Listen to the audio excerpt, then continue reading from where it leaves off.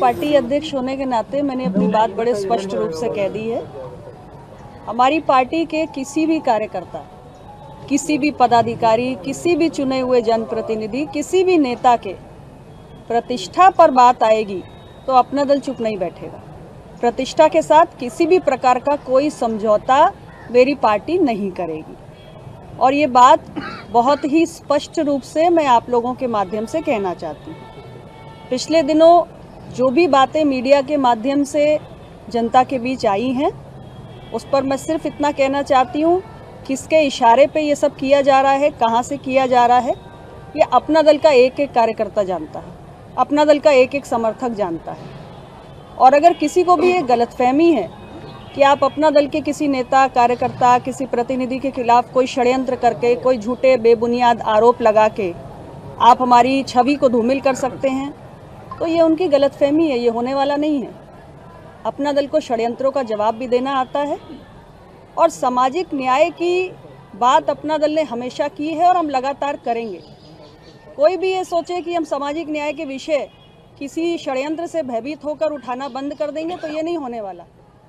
69,000 शिक्षक भर्ती में अगर पिछड़ों, दलितों के साथ अन्याय हुआ है तो हुआ है और हम सरकार में रहकर भी ये बात निरंतर कहते आए हैं और तब तक कहते रहेंगे जब तक इसका हल नहीं हो जाता।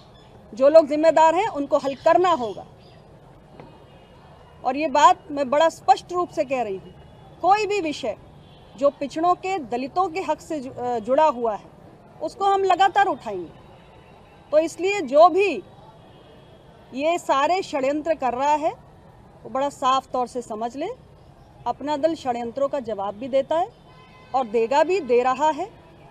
और किसी भी तरीके के षड्यंत्र से आप अपना दल को न डरा सकते हैं, न झुका सकते हैं। कौन कर रहा है? हमारे जो विषय हैं तो आप बहुत समझदार हैं और अपना दल के कार्यकर्ता भी बहुत समझदार हैं और सार्वजनिक जीवन में जो भी नेता, जिन पार्टियों के सक्रिय हैं, वो सब बहुत समझदार हैं। जो कर रहा है उसे भी पता है, जो देख रहा है, पढ़ रहा है, उसे भी पता है। हम सब बड़े समझदार लोग हैं।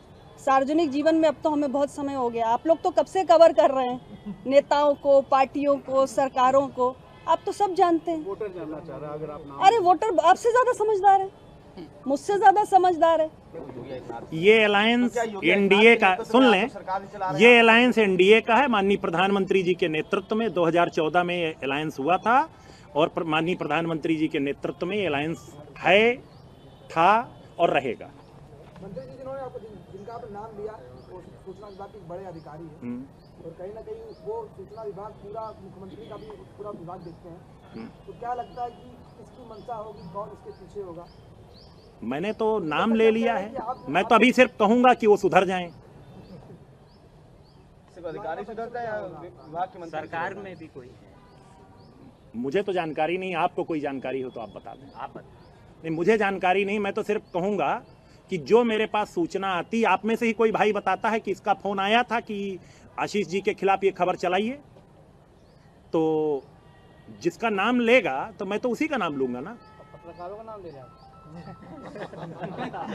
आपको लगता है मैंने आपका नाम लिया? हाँ? मंत्री जी, यहाँ पे जो जिन दो विभागों पे सवाल उठाए हैं, हाँ। और वो दोनों विभाग मुख्यमंत्री के विभाग हैं जी, तो देखिए बड़ा स्पष्ट मत है। आपके ऊपर अगर सवाल उठेगा या आपके विभाग के किसी प्रमुख अधिकारी पे सवाल उठेगा तो वो सवाल आप पे भी उठेगा, तो क्या मैं इसका जवाब आपको दे रहा हूं। मेरे विभाग में डीपीसी हुई, एम देवराज जी जैसे, जिन्हें उत्तर प्रदेश का आप लोग भी जानते हैं सबसे ईमानदार अधिकारी कहा जाता, उन्होंने डीपीसी की। मंत्री की कोई भूमिका नहीं होती है। वो डीपीसी की फाइल आई, मैंने मुख्यमंत्री कार्यालय भेजा, मुख्यमंत्री कार्यालय से मुझे कुछ निर्देश प्राप्त हुआ, उसके आधार पर हमने सारे विभागों से कंसेंट लेकर के, अभिमत लेकर के हमने उसको डीपीसी कर दी। हो सकती है या तो डीपीसी सही हुई है और या तो डीपीसी गलत हुई है। अगर डीपीसी सही हुई है तो उसका भी सूचना विभाग को स्पष्टीकरण जारी करना चाहिए। क्यों नहीं जारी कर रहा है सूचना विभाग स्पष्टीकरण? और गलत हुई है तो उसका भी स्पष्टीकरण जारी करे सूचना विभाग। वही सवाल की सरकार के मुखिया के पास अपने शिकायत की विभाग अंतर्गत सरकार के अधीन। देखिए, एक सवाल का मैं जवाब दे दूं।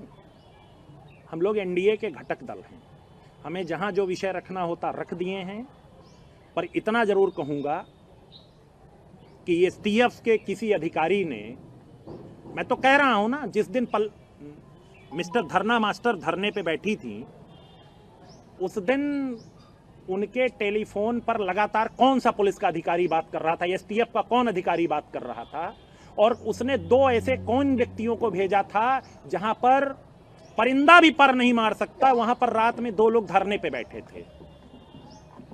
तो मेरा स्वाभाविक तौर पे एसटीएफ पे सवाल तो है ही है, और अगर एसटीएफ मेरे खिलाफ कुछ षड्यंत्र करेगी तो मैं तो जवाब दूंगा ही। खतरा भी है आपको एसटीएफ से? अरे खतरा, जो षड्यंत्र के आगे तो खतरा ही होता है, खतरा है, उसके आगे, अब आप अपने शब्दों में, षड्यंत्र के आगे होता क्या है? खतरा।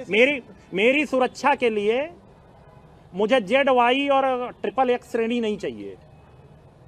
मुझे तो मेरी सुरक्षा के लिए मेरे कार्यकर्ता पर्याप्त हैं, लेकिन मैं इतना बता दूं कि खतरा तो मुझे है ही है। जब षड्यंत्र है तो षड्यंत्र के आगे खतरा होना स्वाभाविक है। सुरक्षा की मांग करें? अरे तो मांग किससे करेंगे? अरे मंत्री हैं। अरे सुनिए, मंत्री को खतरा है, मैंने तो आपको प्रूफ के साथ बता दिया कि 2 आदमी भेजे गए थे। उस दिन का मिस्टर एंड मिसेस धरना मास्टर का मोबाइल, उस दिन का रिकॉर्ड चेक करा लीजिए, कौन सा पुलिस का एसटीएफ का अधिकारी लगातार बात कर रहा था। आप इतना काम तो आप करेंगे नहीं कि उनका मोबाइल रिकॉर्ड मंगवा लें। अब आपको भी जो 2 अक्टूबर को वो 2 जुलाई को धरना करे, 17 अक्टूबर को धरना करे, अब उसके बाद भी बताने की जरूरत है। और सुनिए, वो तो आप लोगों की बड़े प्रिय है धरना मास्टर ना, क्योंकि आपको एक इवेंट चाहिए।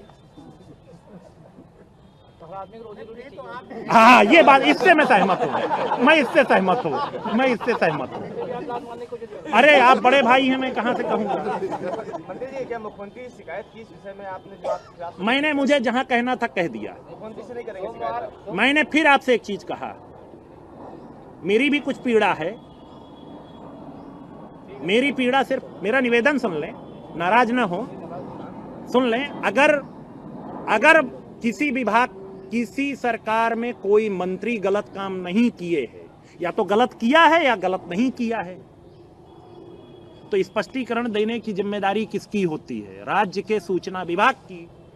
सूचना विभाग स्पष्टीकरण क्यों नहीं जारी कर रहा है? क्योंकि मिस्टर शिशिर सिंह चाहते हैं कि वो और मंत्रियों का मान मर्दन करके उन्हें आनंद आता है, पर मैं मान मर्दन से दबने वाला नहीं।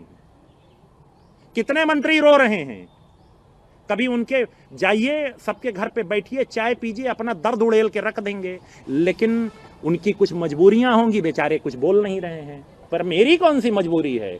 मैं तो